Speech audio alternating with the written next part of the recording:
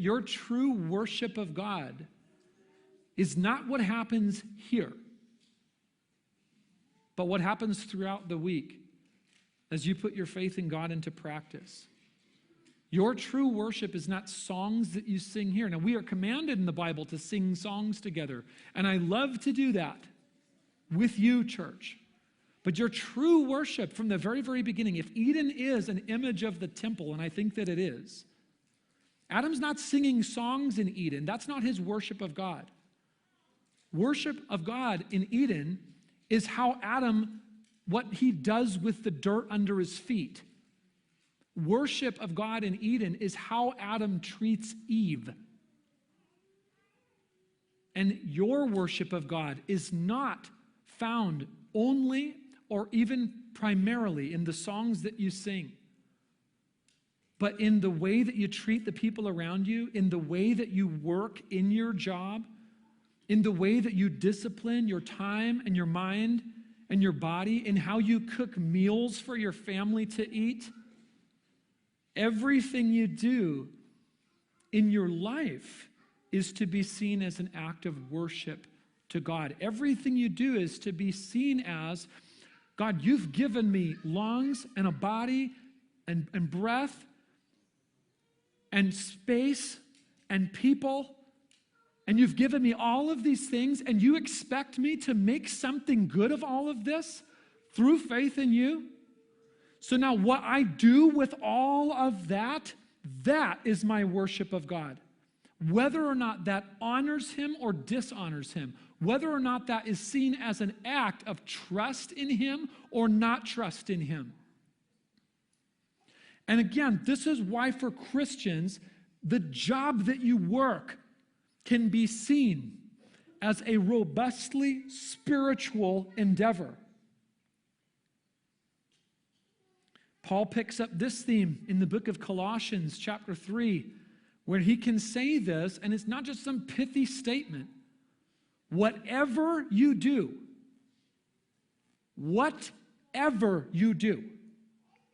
in word or deed, do everything in the name of the Lord Jesus, giving thanks to God the Father through him. Word or deed. And then he follows this thought later on down, because then he starts giving practical examples of people in different spheres of life.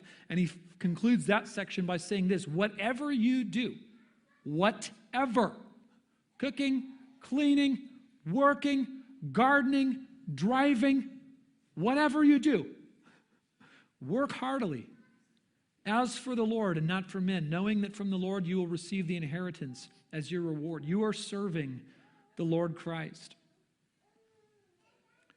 So everything that you do is your worship of God. Yes, Eden is a picture of temple worship and serving God. It's also why, by the way, God absolutely hates when you sing all the right songs and when you say all the right religious words and then you don't actually act like you fear him.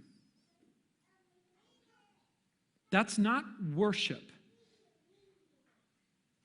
If you come into church on Sunday and you sing all of the songs and then you go home and abuse your family all week long, don't think that you are worshiping God. You're not.